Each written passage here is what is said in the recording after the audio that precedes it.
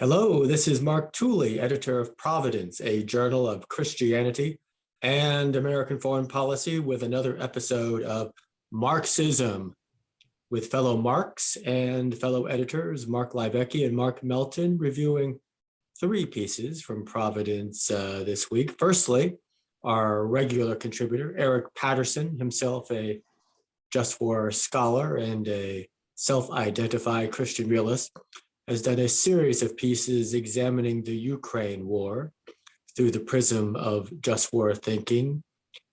His most recent piece examines the potential of a war crimes tribunal when this horrible war is finally concluded. Secondly, we have a piece from Reinhold Niebuhr from 75 years ago, recalling or reporting on his trip to post-war Europe. And then finally, I wrote a piece on regime change as it relates to Russia and Vladimir Putin. But first, let's start with Eric Patterson, Just War, War Crimes. Mark Liebecki, as a fellow Just War scholar, what critique or analysis do you have of Eric Patterson? Eric Patterson gives us a very good overview of the potential of, first the character and nature of war crimes, and then the pursuit of justice against war crimes. He goes through a taxonomy, which is very helpful, helping people to understand the various crimes that actually exist, what kinds of actions in war bring criminality. And then he directs our attention to the mechanisms for actually being able to bring punitive measures against war criminals. And hovering constantly at the foreground, is the notable and properly placed desire, I think, on the minds and hearts of a lot of Westerners, certainly a lot of Americans, that Vladimir Putin himself would face war crimes, would be brought to justice, would be given his due, and even would be somehow ousted from the leadership of Russia. And Patterson, I think, rightly acknowledges the sentiment and the desire for justice that's behind these desires, but also rightly cautions, he cautions caution, because the mechanisms, in part, that one might bring to bear against Vladimir Putin are one quite likely unable to be executed by us unless we come into direct confrontation with the Russian people, and then they're bad precedences, and you'll touch on this as well in your piece on decapitation, but decapitation has always been something that Western military ethics has cautioned, if not against, has really counseled caution in thinking about, for a number of reasons. One being that if you pin a leader of a particular nation against the wall and make it clear that they have no way of surviving the present conflict, then they also have no way of, or no reason to stand down. So that's part of it. He cautions, and he's also, I think, sort of moderating expectations. It is highly unlikely that any of the available mechanisms for bringing punishment directly to bear on Vladimir Putin are going to be brought to bear against him. The UN is unlikely to hold war crimes tribunals. He compares the case to Rwanda, he compares it to Yugoslavia, and he rightly notes that the will is simply unlikely to be there. In the end, he doesn't suggest we do nothing. He does talk about bringing direct economic punishment against Putin and the rest of his kleptocracy, and he sees that as the most probable way of approximating justice. And I think that the strength of Eric's piece is exactly that he recognizes justice, he recognizes the need for justice, and then he recognizes, as a Christian realist is going to, that we're only ever going to approximate it. And so his wide counsel is not to be satisfied, but to accept the fact that the best we're going to get out of this, in all likelihood, is an approximation of justice, and that if real justice comes before before Putin gets before his creator, then that justice is likely only to come from the Russian people themselves. Excellent. It sounds like you're largely in agreement with Eric then, Mark. Oh, I am, but as I've made known, I think throughout this whole campaign, it is a bitter kind of agreement, because we want Vladimir Putin to receive his due, so far as we are made to understand what that due might be, and prudence dictates against trying to bring the full measure of justice against him, because the outcomes of that will almost certainly be disproportionate to the goods that will come of that. And so, as Christians have long had to be, we just have to be patient and recognize that ultimate justice is in God's hands, and we can rest assured that it will be brought.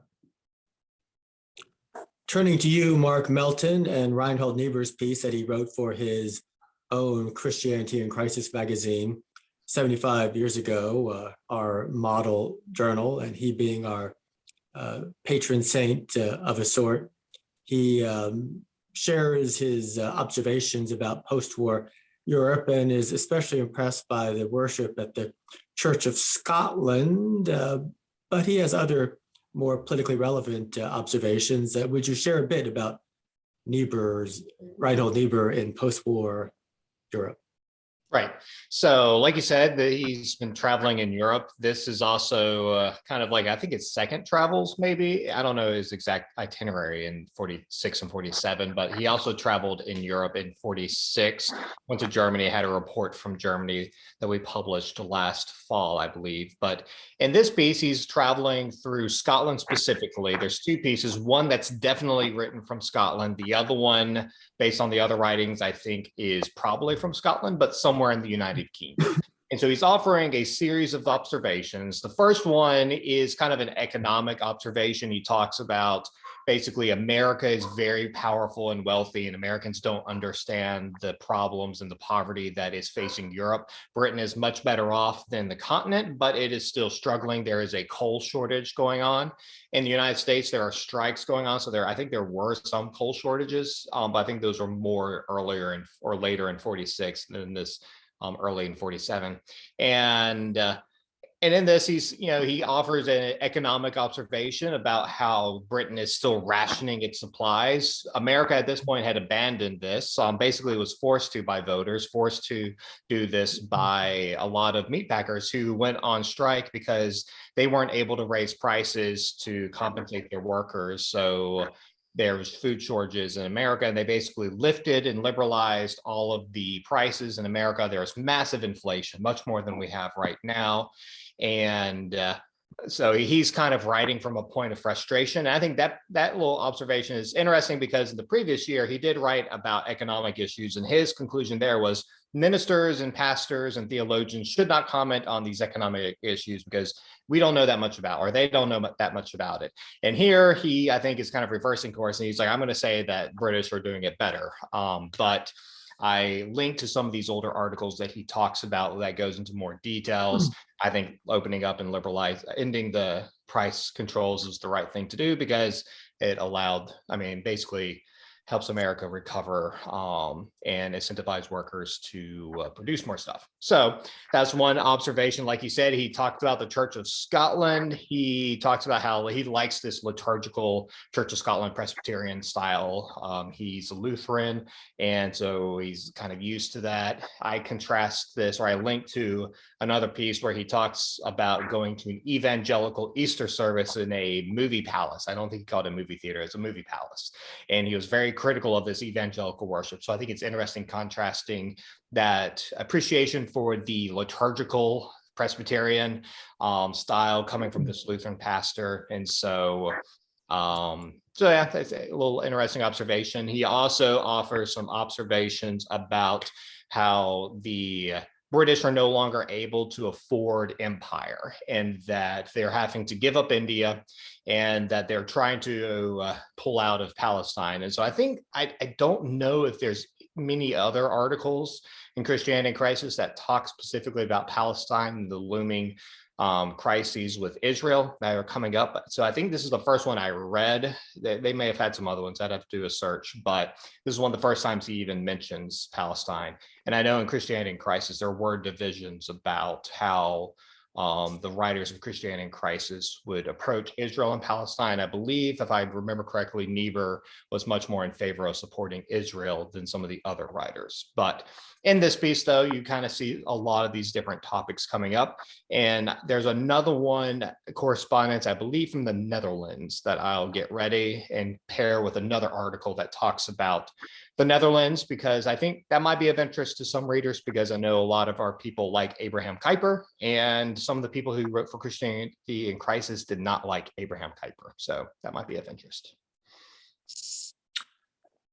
Thank you, Mark Melton. Finally, I wrote a piece on regime change, responding at least in part to President Biden's speech in Poland, where, leaving his script, he expressed the hope that the day would come when Putin is no longer on his throne, which prompted a chorus to lament or to warn that America was perhaps on another crusade for regime change, not having learned the lessons of Afghanistan, Iraq, and Libya. And in my piece, I review history, noting that America has been fighting for regime changes of a sort for its entire history. Almost all of our wars have contained some aspiration for regime change. And even in peacetime, we have undermined governments and through waged proxy wars or simply through our rhetoric advocated the overturning or the replacement of regimes deemed odious by us and our democratic standards. So in fact, regime change is not just a dark innovation of the last 20 years post 9/11, but it's always been part of American history. And in fact, even when America is completely passive, just the fact that our nation is built through our founding documents on the premise of God's guaranteeing certain human rights to all people, that is a threat to all non-democratic regimes. So in that ethereal spiritual sense, we're always advocating some sort of regime change around the world wherever basic human rights are being abridged. I also warn against the fatalism of assuming that the status quo is always preferable to any kind of change. If Putin were overthrown, his successor or the subsequent chaos could be worse than his regime. But his regime is so horrendous, so destructive, and so dangerous, it's almost worth the risk. I did not mention this in the article, but the Allies did not support the attempt against Hitler's life in July 1944. They assumed it was a group of Nazis trying to overthrow Nazis, and they would represent no substantive change. That was a miscalculation on their part. But Mark Levesque, Mark Melton, any thoughts on regime change? I'll just add that I think you're right. It's long been a part of American strategy, policy, or outlook. And I think to some degree it goes hand in hand with the way that ideally we've always approached war. We see war as a last resort, which often suggests that once you come to the point where conflict is necessary, things have gotten so bad that the status quo ante just, really is no longer plausible. And that the way to fix the injustice of that prompted the just cause in the first place is ultimately going to be something like regime change. And then again, dovetailing with Patterson's piece, I think you're right to caution against certain modes of bringing about that regime change. That regime change is ideally, in this case, going to be brought about by the Russian people themselves. I think that's best for the world. I think that's great for the Russian soul. I think this is something that they need to, for their own good and for their own future flourishing, they need to take care of themselves. And that's certainly where I would long to see that. Yeah, kind of, I was going to say one of the things you mentioned about how the Americans thought that the Nazis overthrowing other Nazis with the assassination attempt. I know that in Christianity in Crisis, they were trying to present the idea that these weren't other Nazis, that they were genuine in wanting to overthrow Adolf Hitler. And so they published Martin Niebuhr, and they published some other pieces that tried to explain that they weren't just Nazis. And so that was, I mean, that's like years after World War II is over, that they're still trying to convince Americans that there were Germans who were not Nazis. Well, some arguments take years and decades to make before they're persuasive. On that note, thank you for listening to another episode of Marksism. Until next week, bye-bye.